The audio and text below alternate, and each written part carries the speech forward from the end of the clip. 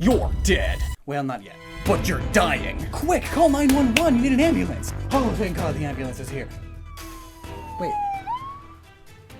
Why does an ambulance have a symbol from alchemy on it, What do you mean now's not the time for that? Just because you're bleeding profusely doesn't mean it's not time for learning.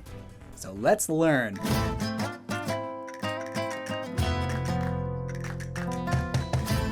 Welcome to Azoth University, where we explain everything. Everything we feel like at the moment, that is. And why do some ambulances and hospitals have a snake on a pole? Sometimes two snakes on a winged pole.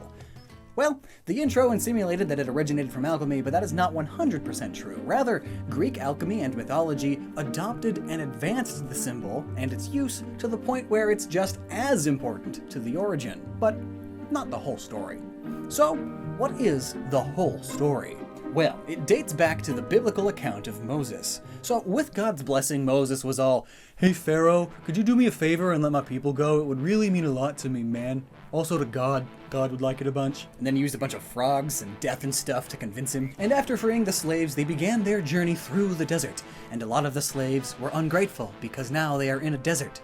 And nobody likes deserts, especially before air conditioning. But regardless, God didn't like their lack of appreciation for his frogs and death and stuff that got them out. So he punished them with venomous snakes. As any loving parent would, really. So now, everyone in the camp is just dying miserably on the floor. And a bunch of them did start feeling pretty guilty. So God and Moses have mercy. And with God's blessing, Moses made a bronze snake wrapped around a staff. And everyone who looked up at the staff would be healed. So obviously, snake staff equals antidote. So today, snake staff equals all medical care. But that's jumping over a lot of really cool history. Jumping forward to the ancient Greeks, there is the rod of Asclepius, which is, as you guessed, a rod with a snake wrapped around it, likely inspired by the biblical tale of Moses. This was the rod from the Greek god Asclepius. Hope I'm not pronouncing that wrong. Regardless, the deity of healing and medicine. So again, the reason it's associated with hospitals and health is pretty clear. But the symbolism the Greeks applied to this snaked staff is pretty awesome too. After all, snakes shed their skin, which in a way renews them and rejuvenates them. Just like if you were to be healed from a sickness, you would be rejuvenated. But it goes even deeper than that. The snake reflects the dual nature of the physician. The ancient doctor's responsibilities were both to deal with healing the living and taking care of the dead. Plus, snakes symbolized the ambiguity of medicine as a whole back then. After all, ancient humans were pretty stupid. Well, I mean, they were a lot smarter than people these days give them credit for, but they were still stupid.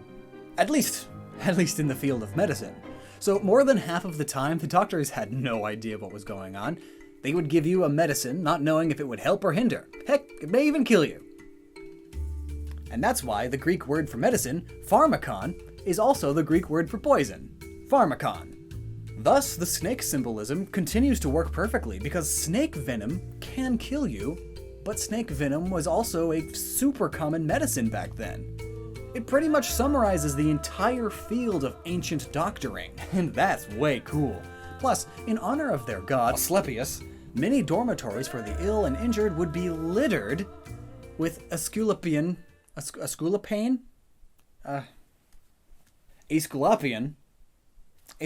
snakes, which are, yes, named after that god, and yes, were non-venomous, so not really all that scary, thank goodness. Now, at first you might think, oh man, geez, snakes are terrifying and they're so unsanitary. Why would they do that? But actually, whether the ancient dudes knew it or not, the snakes did help significantly. You know what ancient cities are full of? Mice and rats. You know what's significantly more unsanitary than snakes? Mice and rats. And what are mice and rats scared of? Snakes. By filling these sick bays with snakes, they kept the mice and rats away, which helped people heal. Unless they were scared of snakes. But, these were the non-venomous ones. And at this point, people were probably used to snakes because, all of the doctor offices are filled with them. So in a way, because all of the sick bays were filled with snakes, snakes became even more heavily associated with healthcare amongst the populace. But where does the alchemy come in? Come on. And what about that double-snaked staff with wings? Where's that one? Well, to answer both questions at the same time, also in ancient Greece we have Hermes, a son of Zeus, and the second youngest of the gods. He's a messenger, and has wings on his feet. He also has wings on his staff, which also has 2 snakes. And he's also kind of a jerk.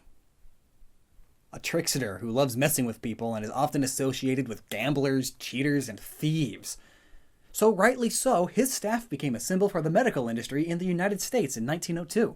Alright, so I left out some details there, but the joke was too good to pass up. But really, Hermes himself had little to nothing to do with medicine. Rather, he was well known for his speed and assistance to travelers. So, the medical branch of the US military adopted the symbol in the context of that speed, treating wounded soldiers on the battlefield. But there is some more context that the designers of the Medical Corps badge may or may not have known.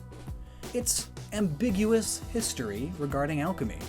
So Roman mythology is pretty much Greek mythology with a bunch of asterisks, and they took the Greek account of Hermes and their own account of the god Mercury and decided they were the same god.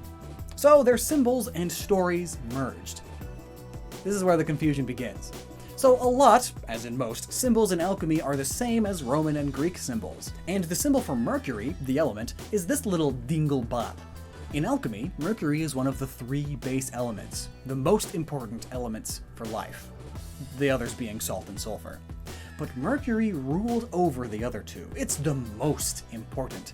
And these 3 elements were the main ingredients not only for the Philosopher's Stone, but also for the elixir of life, the supposed cure to all diseases and reverser of ages.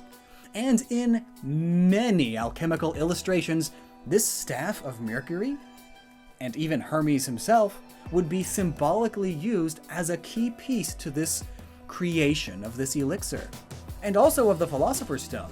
And that stone is also said to be able to cure anything because you would get infinite wisdom and control over Azoth. Not this channel, actual Azoth, which I guess would include this channel since Azoth is basically the spiritual power of literally everything. Deep. Interestingly, the modern re-rise of alchemy started in the 1800s, and being that this US Medical Corps design was made in 1902, it's very plausible someone on the design team was dabbling into some magic-y stuff. After all, there was literally nothing else to do back then. So either way, both symbols work well, as both have loads of context and symbolism with medicine and stuff. So the next time you're hospitalized, give the nurse a neato little history lesson. This kind of stuff fascinates a lot of people. So also, you should share this video. That'd be pretty swell. So until the next lesson, learn on, and thanks for joining Azoth University.